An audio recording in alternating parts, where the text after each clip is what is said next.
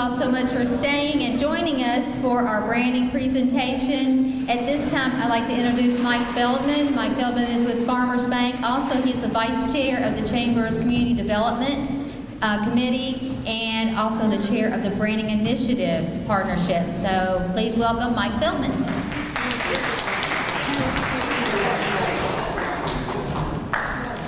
Hello, everybody. I want to say happy birthday to Marty. Let's sing happy birthday to Marty, everybody. 1, 2, 3. Happy birthday to you. Happy birthday to you. Happy birthday, dear Marty. Happy birthday to you.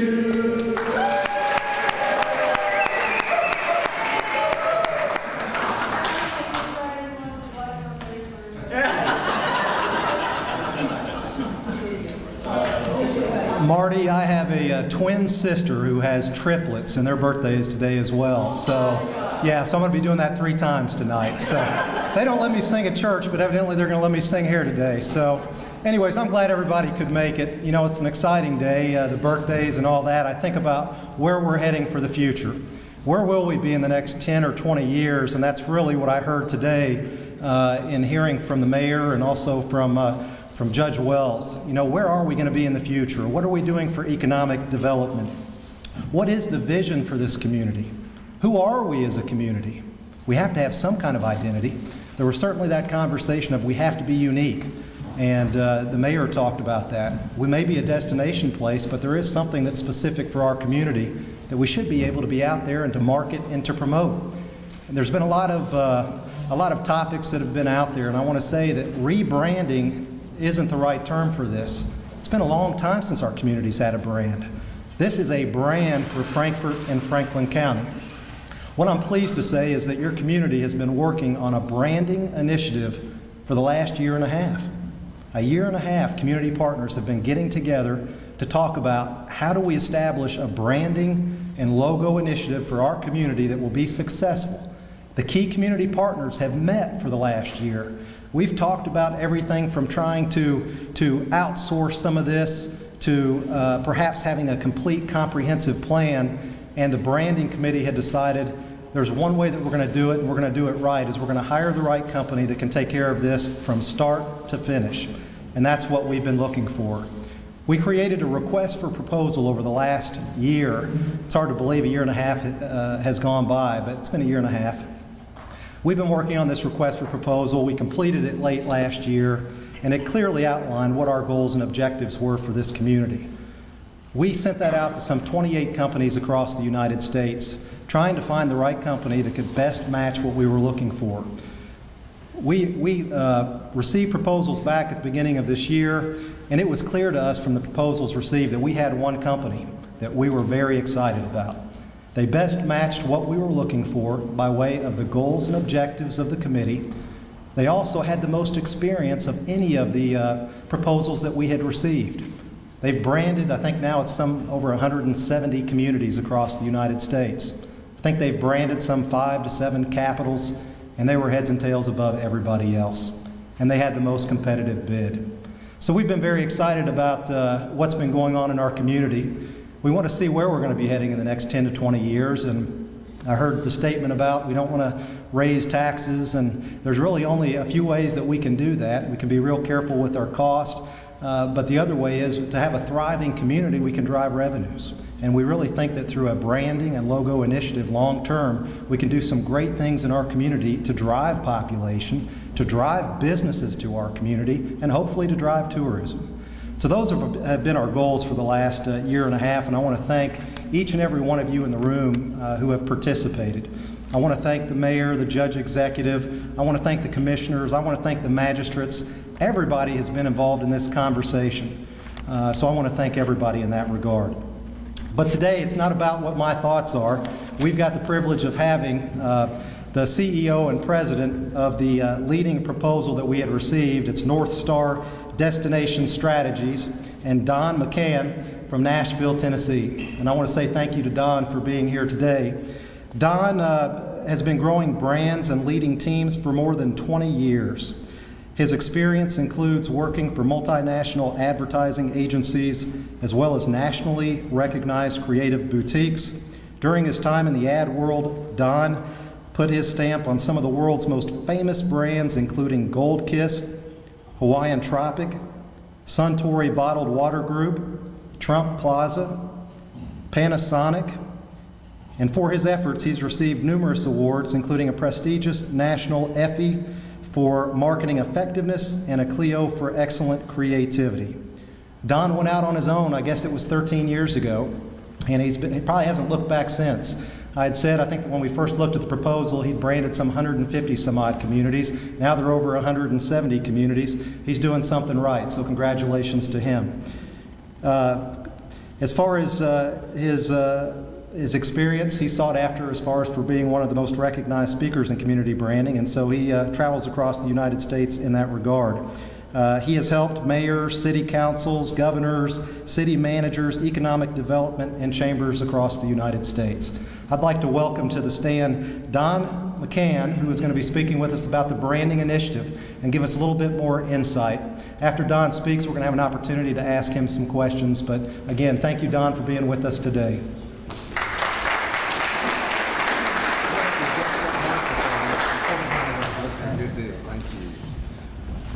Good afternoon. It is a treat to be with you. We're excited about our work together.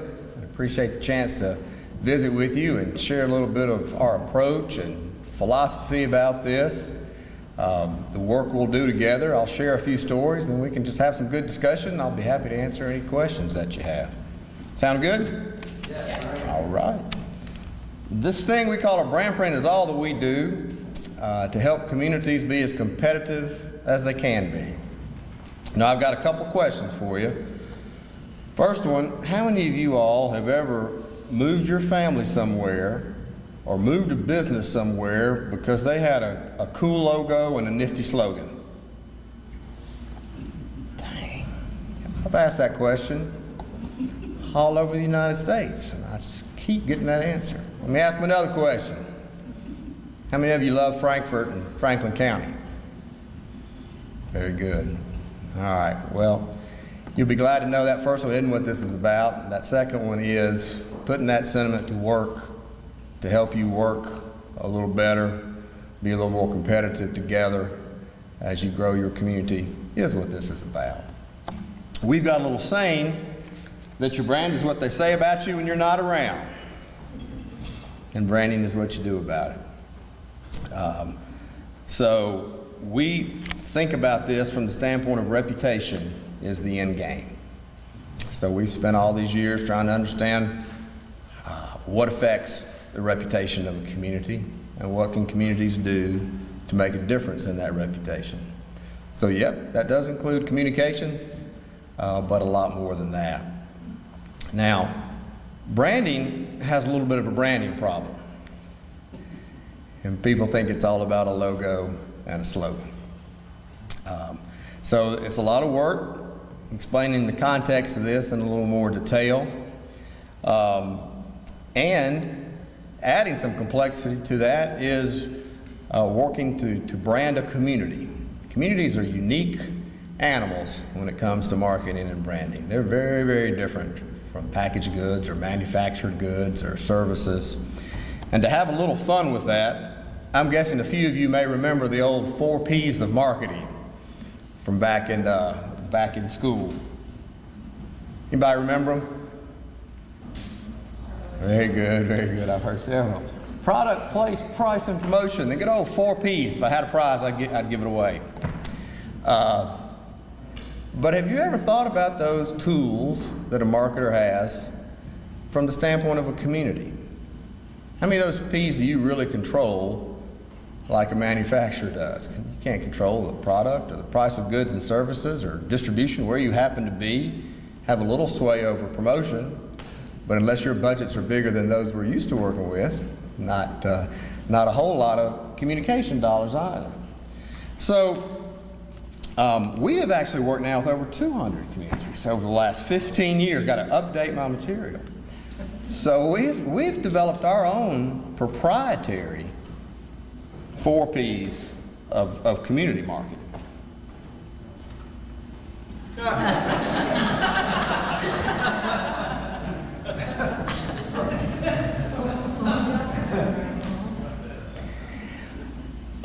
There's some good news when it comes to the letter P. There's a difference between marketing and branding, and communities are different from other things when it comes to branding. The good news is passion. You can't help but have a passionate relationship where you call home, raise your kids, grow your business, spend your time at meetings, investing, serving, growing this community. Okay? Slogans and logos aren't going to create investment, interest, buyers, fill up your downtown. Passionate people are.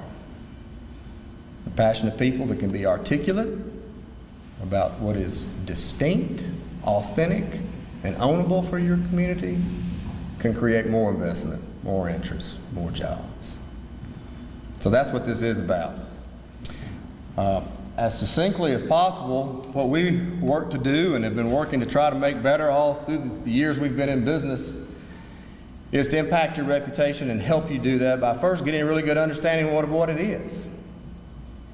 And often communities spend a lot of time with visioning and discussion, and we like to add to that perception from the outside, those people you're looking to recruit, and an understanding of the competitive environment that you're in.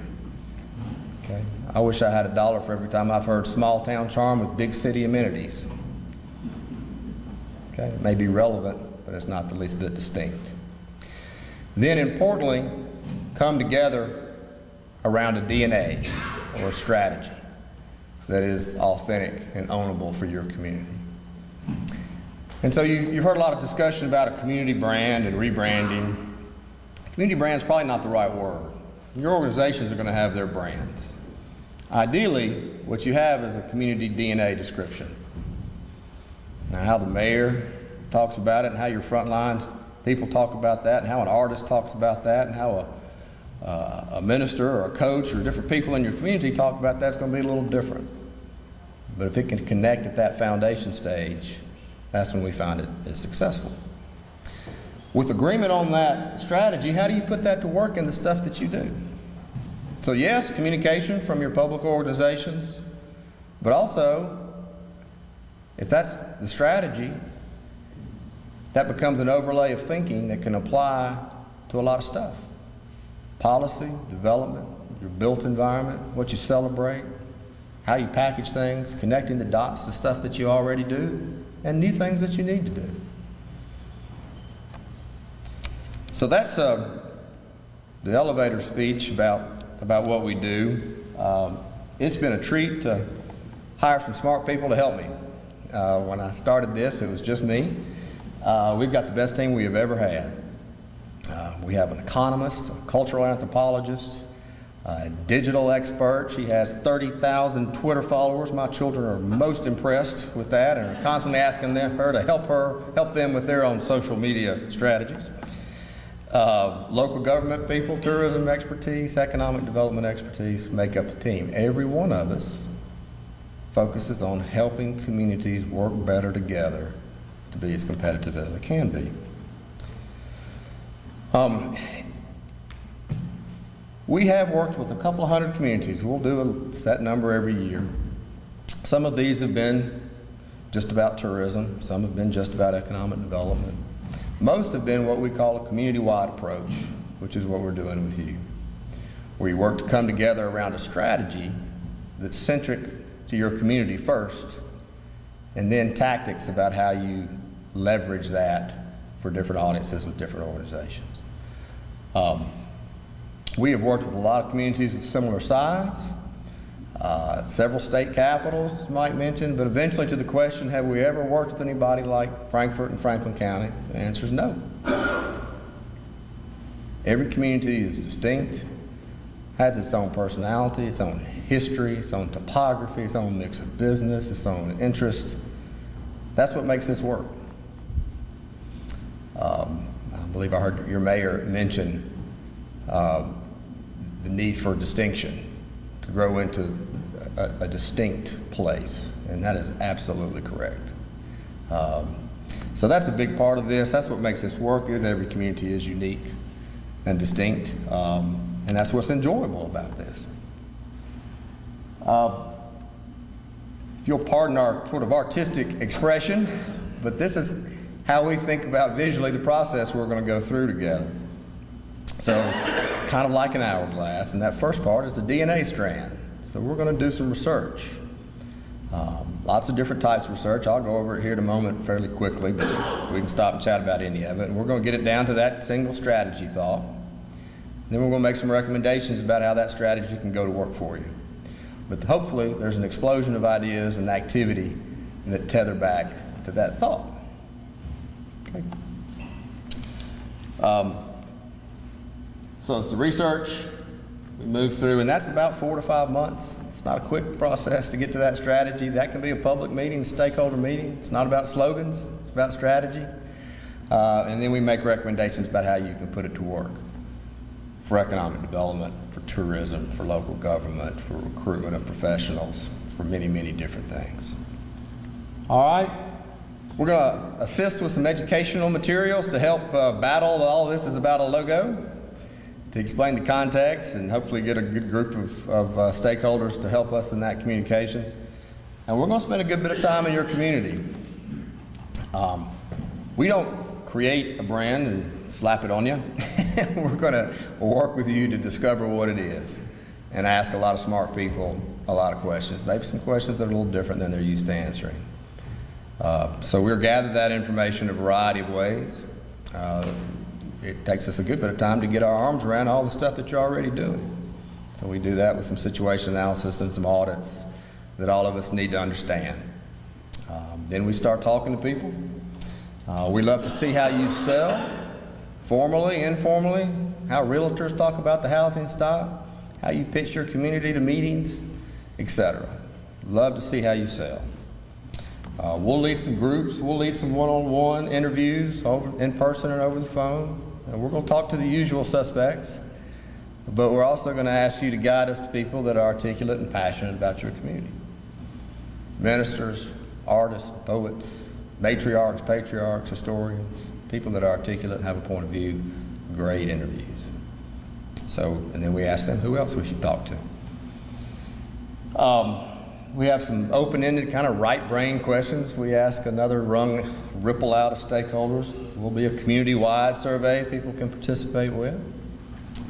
We have a measure of advocacy that measures the talk on the street. How likely are people in your community to recommend your community to others, a place to live or do business or visit.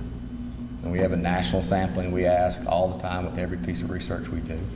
So you can see how you fare relative to the national average and track the delta between that over time. The undercover interviews, we have long exploited our interns from Vanderbilt and Belmont and MTSU and other schools, and they do this for us and they do a terrific job. They'll go to coffee shops and talk to folks, and if they're old enough, belly up to bars. And they'll say, hey, I'm spending the weekend here, what should I do? I'm moving here, I'm going to school here, what's great about this place? They don't have clipboards, not being introduced by your mayor, and they're just trying to understand what that talk on the street is. So that's obviously qualitative, but we find it useful. Then, often communities have a good understanding of what their desires and where they want to go and what needs to be done, but often there's not a lot of information about perceptions from the outside. So we gather that. There are some tools that use lodging records, home addresses to help us really understand your visitors. There's some tools that scour the social media and the blogs and the sharing sites and lift out conversations that are taking place about you that's useful. The top business prospects, Rupa Deloche is our economist. She was the state of Tennessee's research director for years, and she works with your economic development people to manipulate about 7 different criteria that generate a list of businesses, not industry clusters, but businesses. Then we provide a C-suite level contact list that we scrub, so you can start having conversations with those people that are most likely to relocate here. The qualitative study is kind of that influencer group. Okay, you don't live in a vacuum. There's competition all around you. So what do those influencers at the regional, state level have to say about you for tourism or economic development? How do they talk about you? How do they see you fitting into the overall picture in the Commonwealth of Kentucky? And the last piece is a quantitative piece, perceptions and attitudes and beliefs about Frankfort outside of your community. Okay, and it's a big enough sample size where we can cross-tabulate it for people that have been here versus people that haven't been here, and what are the differences there. So this is a pretty customized piece informed by all the rest.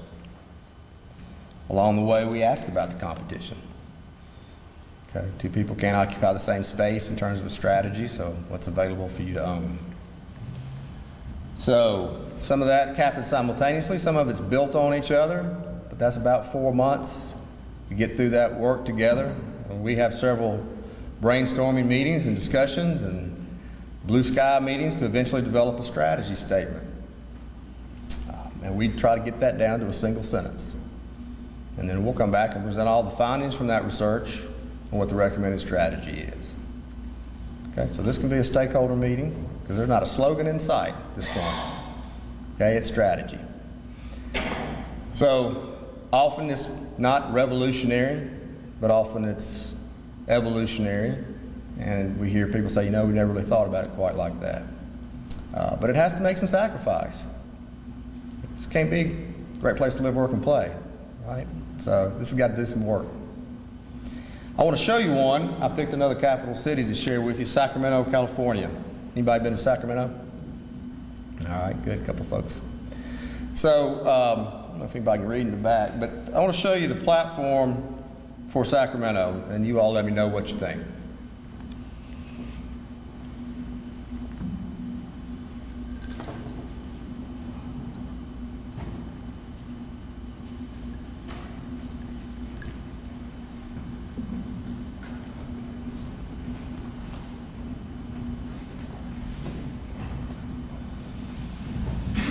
Where would you go from there?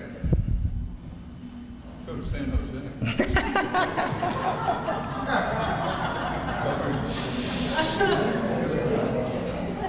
I was thinking Lake Tahoe. Yeah, this is what we discovered. This was a result of several visioning sessions, and a consultant moderated this. And you can see everyone's agenda is on that page. And it doesn't do the work. So can you imagine moving forward into creative development or tactics or strategies based on that? It wouldn't work. After we did our work, here's our strategy for Sacramento.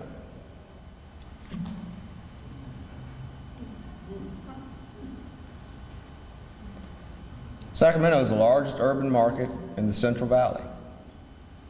Central Valley has the world's largest grade A1 patch of soil. I meant to comment. You know what the most number one known thing about Sacramento is? That's right, it's capital California. That's not even there. Everything in the kitchen sink's there, but not that. So, Sacramento, and there's some baggage with being the capital of the state of California, but there's a lot of good things about that too. And one of those is they shape policy for the 6th largest economy in the world. Then, as we got to get our arms around UC Davis, the #1 agriculture and veterinary school in the world, and the science around food, suddenly the health and wellness aspects of that, the culture around that, the quality of life around that started to reveal itself. So that's how it led us to that platform. We broadened it a little bit to get it in our kind of format. For indomitable characters, that's a nod to their history of the gold rush, who think globally yet remain grounded. Sacramento, the capital of California and the largest urban center in the Central Valley, shaping the world's relationship with food, policy, science, health and wellness, and culture, growing and sustaining life and a lifestyle like no other. That can influence decisions, development, events, policy. That can affect conversations and directions you go as a community. Now, how economic development talks about that is very different than how tourism talks about that. So, of course, there's a farm-to-fork aspect. They've got wonderful restaurants. There's distribution around this. There's ancillary business around this. How the science of this is talked about is also vastly different. But they just won one of the top 5 fittest cities in America. So instead of just being one of those accolades you get and people are happy about, then it kind of goes away. That just adds and builds equity in that thought. So that DNA will influence organizational brands, tourism, city, economic development, etc. But it also has the opportunity to influence experiences and environments in your community, what it's like to be in a place. And that's when it really starts making a difference and becoming an asset. And as you are developing this to inform your decisions and how organizational brands take it forward, it also has the capacity to allow others to connect to it. Private sector people, how you talk about it. And that has a lot of importance when it comes to shaping reputation, because those peer-to-peer conversations have credibility. This is a trust barometer. Edelman is the largest PR firm in the world out of Chicago. And this is who people believe. And who people believe is what someone like them has to say about a place. Who do they believe the least? The organization whose job it is to persuade them. Doesn't mean you don't need smart communication materials, but along the way, why not give people a way to communicate in their own style, in their own fashion, what is special and authentic and unique about a place. They're not going to sing from a song sheet exactly. But if you give them language, if you give them something to connect to, they will. So yes, we do logos. We'll tackle logos. It's a part of it. Some of them are evolutions of existing marks. Some of them are big families. Some of them are single. So, you know, here's a few. This is Petersburg. All the organizations who participated had a pretty common logo. Mesquite, Texas, real Texas flavor, was their default line, but that wouldn't work on the waste disposal trucks. So we needed some other stuff. So that line goes to different places. Overland Park, pretty high-end community outside of Kansas City. They use color. Columbus, Georgia, just use different imagery of iconic places for their chamber and tourism and city. New Orleans distinguished the organization from the downtown. Santa Rosa, the city versus the economic development and tourism. Albemarle, North Carolina, and then they are in the city of Stanley County. They're the county seat, and you can see they're a little more distant cousins, but that's fine. That works okay. But the goal of this isn't for everybody to have a common logo. That'll happen because people appreciate the strategy and want to express it and want to communicate the idea that people work well together in a place. The end game of this isn't a logo that everybody, a granimal. Remember the granimals you put on clothes that had the matching animals? You all didn't have to use those. I did to match up my clothes. So once that kind of basic logo stuff is worked through together, then we provide a lot of creative deliverables. We've done a lot of different things, a lot of communication materials, community-wide hub page. There's lots of things you can do together as a community now that you have this brand to work forward. It isn't necessarily this big overarching image campaign. It's the way individuals put it to work, the way the organizations can talk about it and assimilate it into some existing budgets. So there's lots of different things we can do. So here's the list of some of them. I want to go ahead and share one story with you, kind of from start to finish a little bit, so it's a little more linear. And that's Columbus, Indiana. There's a very similar population to you all. Anybody been to Columbus, Indiana? Okay. Oh, wow, good luck, folks. There are 42 different Columbuses in the United States. This one is distinguished by a real architectural advantage. Irwin Miller, who's the founder of Cummins Engine, started a fund to pay for notable architects to create some of their public buildings. And they have an incredible architecture story. But this was the city, economic development, private sector, tourism all working together to market their community a little better. So we did our research and we discovered there was a little bit of disenfranchisement there. There were some folks who had lost their manufacturing job who didn't understand how that architecture helped them. Why do we spend all this money on this architecture when I've lost my job? We don't have this and that. How does this help me? When we interviewed Irwin Miller's widow, she's since passed away, but she reminded us that the reason he did that was to create a place that inspired people. And that message had gotten lost along the way, talking about the buildings. So we dug in a little bit and started reading about architecture and philosophy of architecture and that sort of thing, and came across a quote, "First we shape our buildings, and then they shape us." And so that was his intent there. So that led to their platform, people seeking a small, innovative Midwestern community. Columbus is an architecturally significant community where an environment of excellence creates an uncommon atmosphere that inspires you to shape your world. Okay, so that's their DNA thought. Not a slogan, not even communications, but a strategy for the stakeholders to get behind before we move forward.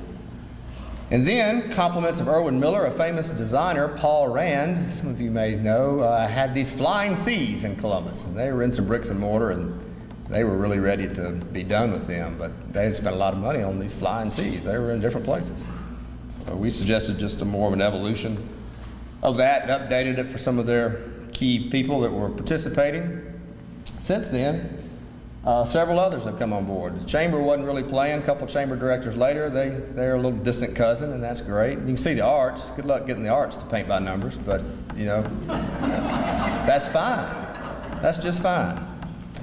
And here's some work, and again, this work is probably almost 9 years old now, but this is collateral and trade show booths and banners and advertisements.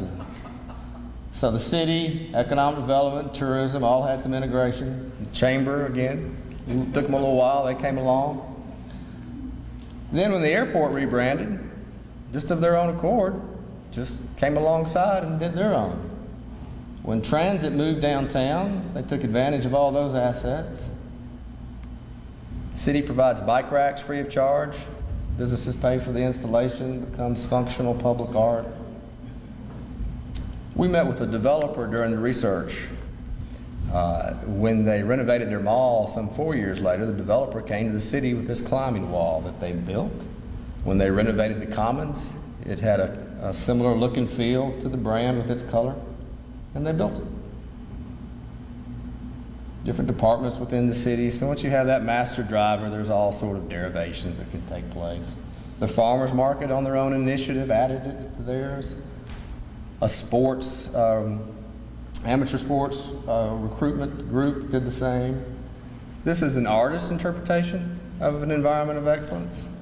It became public art, that then became the statue for their civic awards that they connected back to it. Chuck Peters, the old basketball players from there, and this is a volunteer's pair of Chucks, and his nod to the brand. This is from '09, the Unforgettable Women's Club is still going strong. This is their Bad Hair Day event. If you have the worst hair, that's the trophy you can get. I got to go back to present to some new leadership after 5 years, and right before I got there, they won Area Development Magazine's #1 leading locator for all the MSAs in the United States. So I thank them for their timing. They had always worked well together in Columbus. This just gave them a playbook to do that a little better. We were sorry to see them drop to #4 in 2013. We looked and we worked with 20 of the top 100, and they were back on top on 2014. So we're real proud of all the good work that they've done. Another creative deliverable that seems simple, but we continue to be impressed with how hard it goes to work, and that's a narrative. Tone of voice, personality, copy. We'll write a big overarching one, but then we'll encourage you to share it with the private sector and businesses and folks. Your organizations will want to keep it on your desk so you can use it to extrapolate language from as you write. But often in your community, your businesses, they have their own logos, but somewhere they're talking about why they're proud to be where they are with their business. And if you give them language, they'll use it. They may edit it and change it around, but that's all right. I've got one I could read. We got time? You want to hear a narrative? Sure. Yes. All right, why not? It's Mississippi, so it's going to take a little time. I have to read it fairly slow. We did some good work down in little Hattiesburg, Mississippi, and there was a fellow there at the chamber who wound up being the head of the Mississippi Development Authority who hired us to help them develop the tourism brand for the state of Mississippi. So that was exciting for us. When we did the research, even though it was for tourism, you really couldn't look at Mississippi in a vacuum. And I don't know about Kentucky, but in Tennessee, when we're 49th on the list, every once in a while we'll say, well, thank God for Mississippi. So, And there's certainly some struggles there. And it was the 150-year anniversary of Civil War, 50-year anniversary of Civil Rights. And so they're really struggling with their role in the South. I had one of their marketing people for economic development tell me he tried to convince folks that they weren't in the South. So we did a lot of research. I remember talking to a travel writer, a European travel writer, who told me, you know, Mississippi is exotic. I never really thought about it that way, but it is, especially in the Delta. And when we looked at their assets, gaming, they were never going to outdo Las Vegas. Wonderful food, but they've got Louisiana right there. It's tough sledding. Literature, great story in literature, but they weren't, some of the New England places. But when you put Southern in front of every one of those, it came home to Mississippi. So we added a piece of research on our own and asked what the most southern state was. And people answered in terms of culture, not latitude. And they were far and away deemed the most southern state. So their platform was for all people who appreciate authentic places. Mississippi is the most southern state and the mother of southern culture, yesterday, today, and tomorrow. And so that was the guide that led us to our work. And here's the narrative for Mississippi. You're rumbling down a dirt road in search of that crossroads where a legendary bluesman was born. There's something about it. Cotton in the fields, the dust from the road caught in the shaft of sun, the adventure you've begun, searching for the roots of a song that speaks to you. You're headed south, and it feels true.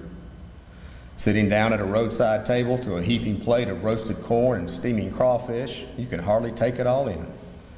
The coastal breeze and the cypress trees, spice tingling on tongue, tip, and lips, the gracious smiles and laughter of the people is good and rich and real. You're traveling south, and it feels true. You're following in the footsteps of giants, people who took up the cause of this nation. You marvel at their sacrifice, their strength, and the power of a voice that still rolls through this land. You want to breathe it all into your soul as you follow their trial, their march, their bus ride, and their triumph. You're moving south, and it feels true. There's no other place that embodies the heart and soul of the true South in all its rich and varied expressions in culture and cuisine, music and folk art musings, history and horticulture, the rolling river and the towering magnolia is Mississippi. Say it out loud, Mississippi. It's a musical incantation that raises eyebrows, inspires mouth-watering grins of anticipation, and understanding nods of reverence. Mississippi finds your true South. So that's an example of a narrative. I've seen bits and pieces of that used all over in Mississippi. And find your true South was a line, whether you're a young black man or an elderly white woman, find your own South is your own personal journey. But certainly that research, we've never gone down that road without the research that got us to that strategy. But a narrative is an important piece, one that you'll be able to share and hopefully get a lot of use out of. There's some organization around this. Who owns the brand?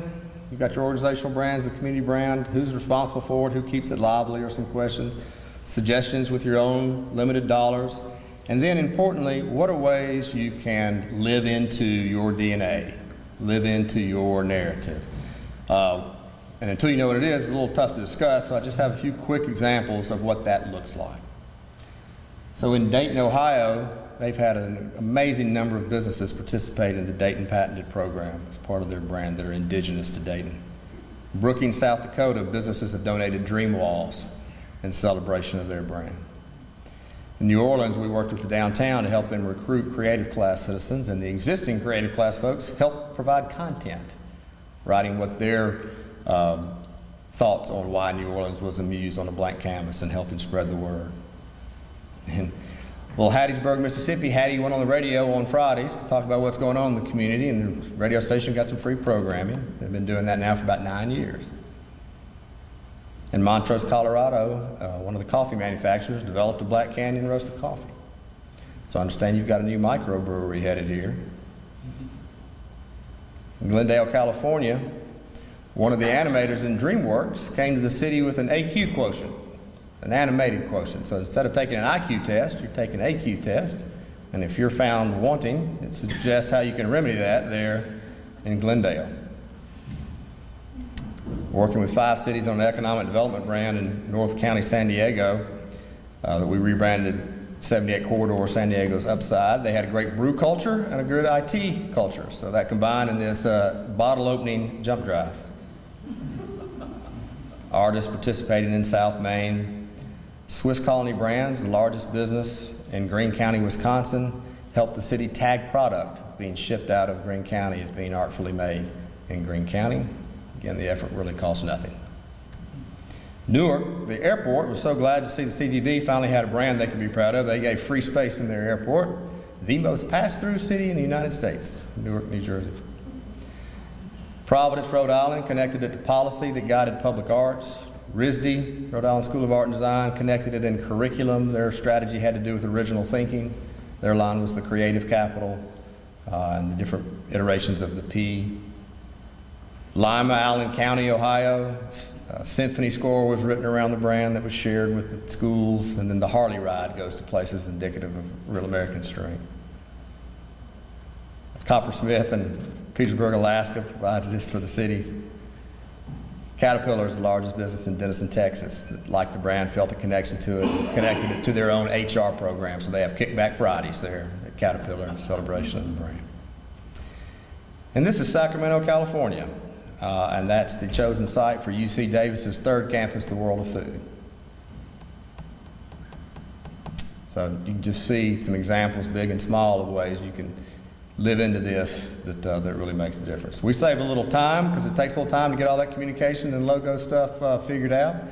And then we like to lead a workshop to help folks kind of take it to the next level and suggest ways that some of the folks that weren't immediately around the table with your organizations, how they can put it to work.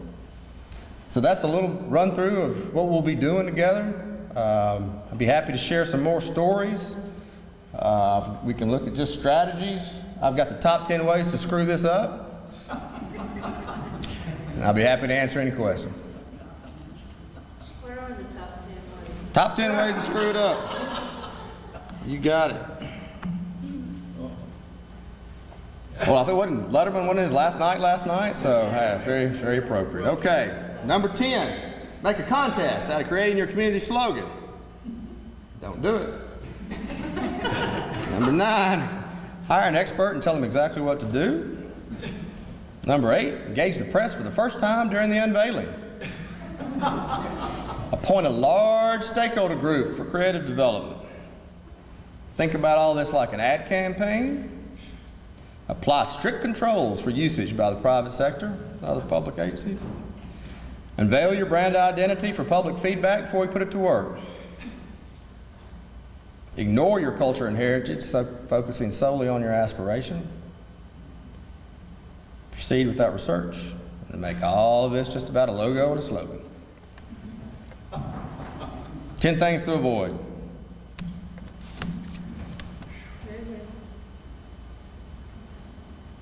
Yes, sir. How do you measure success or failure of your brand? One community at a time. So that's really a question you can only answer with a specific community. So we've got lots of success stories we can share with you. Frankly, some communities are pretty happy when they've assimilated a common logo and that's it. It never really gets off the page and becomes three-dimensional. They're happy, satisfied, and there's some merit to it, but it's not what it could be. But we've worked with the fastest growing cities in the nation, fastest growing counties in the nation, and we've worked with people losing population. So the goals and objectives are really different. The best analogy is it's kind of like, I don't know, John Calipari's playbook, right? I don't know what the ROI of that is by itself.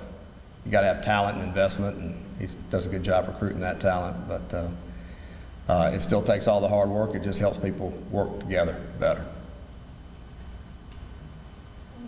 Frankfort. Yes, sir. If you get like conflicting information or desires or something from different demographic groups, how do you kind of reconcile that?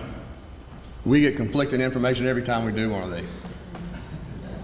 So that's, Do you weight one more than the other, or We weight all the community input with all the information, with all the research, with all the consumer input, with all of that research, we weight it. So we don't weight it within the stakeholder group or the community group. It's just looked at in the greater overall picture of the place and what the competitive situation. So it's all looked at the same time. But we always get that. People, you all love this place, but you had to express what's the best thing about it, you would all say something different. And how you would talk about it to recruit a family member or business here is going to be different. We recognize that. You know, shaping the world's relationship with food in Sacramento connects to a lot of stuff. Doesn't connect to everything, right? So some people are going to connect stronger to this than others. So like my hometown in Nashville, it actually there was a meeting back in the 80s where they were considering jettisoning the Music City brand. A lot of healthcare in Nashville, a lot of education. They were left out of that. When they finally understood that the story was the creativity behind the music, that let more people in the camp. Not everybody, but more, enough. So that's the kind of balance that platform has to strike. Yes? The economic development piece, who did you go to, which organizations to get that information? For what? Economic development. For what client? For what? I'm not sure what the question is. I thought when you put your charts up there, you had different things that you all would look at, and economic development was one of them. And I just wondered where that data, say you do a lot of research in it? Oh, yeah. Well, the qualitative research, we talk to people in economic development. The quantitative research, we talk to managers and director level. Our secondary research scan, we look at economic development information. Our interviews with people in your community or with economic development people. We talk to site selectors, relocation consultants. We love to talk to people that have looked at you and gone elsewhere. They're tough to find, but good interviews. So those folks are a significant part of the research, and then also a part of what our recommendations are moving forward, how to get out and communicate with that. The top business prospects, our research director works through those with you to develop those. So economic development is kind of woven through all of this. Yes? We had a recent statewide election on Tuesday, and the biggest spending candidate for governor came up with the logo of Frankfort outside. And we're accustomed to that kind of thing. But I'm happy to announce he lost. But do you deal with that sort of thing with, capital naturally, market mechanisms? Sure. I noticed you working with capital. Yeah, the context of the greater picture, I mean, because you're the capital of Kentucky, the brand and reputation and image of Kentucky is also attributed to you to some degree. So just understanding that is part of the research. And kind of like that example from Sacramento, you certainly can't ignore what most people around the nation know most about you. So that's certainly factors in. Is there any potential to network with former clients who are capitals? Oh, sure. And not just capitals. As far as we know, we would send you to McKinney, Texas for how to best manage fiscally responsibly change out your city materials. We have seen Lima County, Allen County, Ohio, really do the best job with economic development, moving this forward and using that top business prospect. So we would connect you to them. So absolutely, there are peer people in similar situations that have done a good job we would point you to. Ask one more question, please. I was so impressed with your businessman interns. That really, I think, is genius.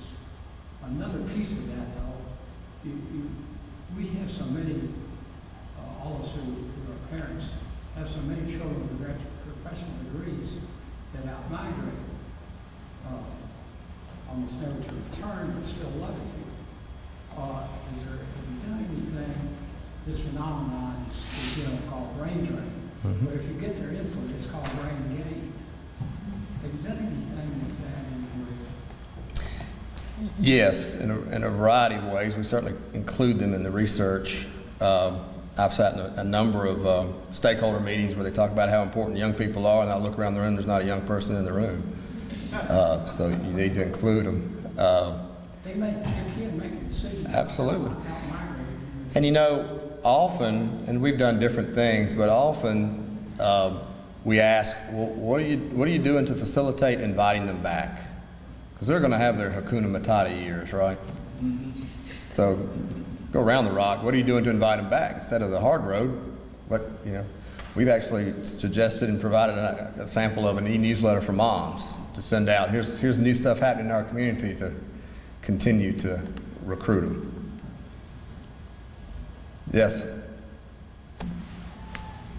My question is similar to Greg's, which is, do you all do any follow-up studies 2, 3, 5 years after you're done to see it? Because I think for most of us that are for this, our hope is it's going to drive demographics in a more favorable direction. The direction we're going is unfavorable. So this is one way, along with other ways, to drive it favorably. Y'all go back and do 3, 5, 10-year studies to see if that's occurred.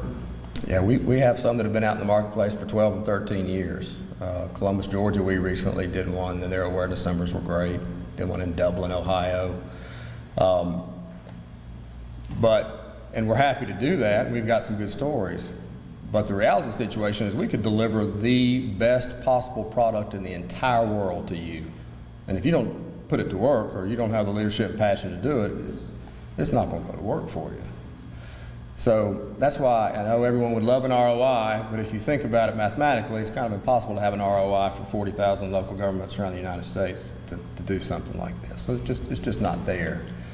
So kind of the logic trail is you are already spending money and time and investment and a lot of smart, talented people working hard to grow this community.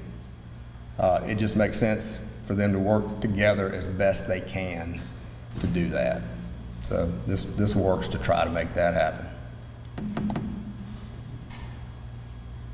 Any other questions? All right, good deal. Well, we're looking forward to learning a lot more about you. Appreciate your time today.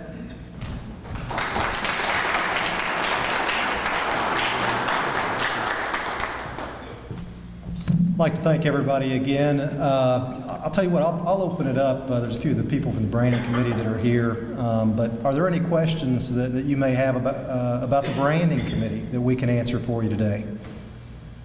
Talk about the process, what's going to happen next. Well, as far as the next process, you know, our objective was to start the branding initiative July the 1st. For a number of different reasons, we've got to reconvene with the branding committee, which meets on a very regular basis, and decide when our start date's going to be.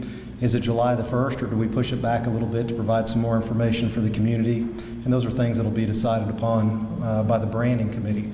But the next step would be to engage by way of signing a contract with Don, and then moving forward with the project. So there's no doubt that we've got a lot of community support, but if we can provide some more information to get a few more people on board, then we want to do that too. So timeline right now, as soon as July the 1st, maybe push back a little bit. We'll know more at the next branding committee. You know, the key thing that I want to state to everybody, the project itself, many of you have heard this, so it won't be new news, but the cost of the project as far as engaging Don and his company, which was the most competitive bid, was $82,000. If we look at committed funds to this point in time, we have $72,000 raised. And the fact of the matter is we haven't been out to the community to knock on doors for businesses. So, but I also want to point out that as far as cost of implementation with businesses, there's cost in addition to that would be required.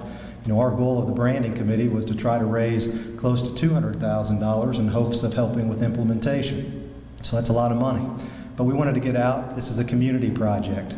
I want to be very clear that everybody understands the Chamber has led this initiative, but throughout the entire process, we've had Kentucky Capital Development Corporation, Downtown Frankfort, Inc. We've had KECU and John Graham that's participated, and another 10, 15 people that have cycled in and out. So tourism is part of that and has been there from day one. This is not the Chamber trying to lead a project to try to benefit the Chamber. Fact of the matter is, at best, the Chamber drives business into this community, and we go knock on their doors, and we hope that maybe we can get them to be a member. So I want to be clear that the initiative for the Chamber is a community-wide project, which this has been, to drive this business, economic development for Frankfort and Franklin County, which is critical for all of us. I've said I've got a private agenda. I've got 2 boys, and I pray that the point in time comes for them to go to college, that they have a decision: am I going to come back to Frankfort to work? Am I going to come back to Frankfort to live? And am I going to come back to Frankfort to play? I hope it's not going to be the boomerang effect, but I hope that there's going to be opportunities. We have a fantastic community. We've talked about that today, but we cannot sit back and rest on all the work that's been done in the past. In order to be where we want to be in 10 or 20 years, we're going to have to unite as a community, and that's what this objective is all about. On top of that, we want to be able to tell the people in the community, to instill pride in them that we have a lot to look at throughout our community that most other communities don't have. We're not Lexington, we're not Louisville, and we don't want to be. We've got an identity, and we're going to spell that out through this branding initiative. So we're very excited about it. And I hope I didn't leave anybody out as far as on the participation. There's been so many throughout the community. This has been a community project, and I want to say a big thank you to everybody. So, anybody else?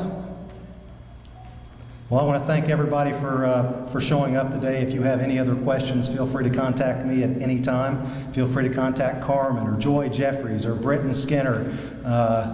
We all see Mr. Glenn Walter back there everywhere too. So feel free to talk to any of us about the initiative. Thank you very much, and you all have a good day, okay?